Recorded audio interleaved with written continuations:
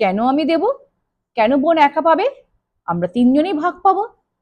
তখন ভদ্রলোক হাসতে হাসতে বলেছিলেন যে তোমার বাবা জানতেন যে তোমরা সুশিক্ষিত হয়েছো ঠিকই, অনেক বড় বড় ডিগ্রি অর্জন করেছো, বড় বড় এমএনসি কোম্পানিতে চাকরি করছো, সেখানে তো বিদেশে তোমরা সেটেলড, কিন্তু আসলে তোমাদের মধ্যে মনুষ্যত্ব বোধটা যে তৈরি হয়নি, সেটা তোমার বাবা বুঝতে পেরেছিলেন।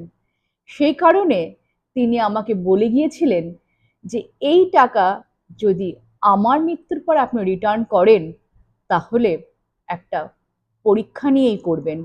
আমার যে সন্তান সুযোগ্য হবে, আপনি তাকেই এই টাকাটা দেবেন।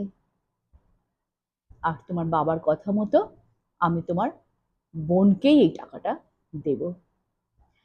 সন্তানরা অনেক সময় বলে থাকে যে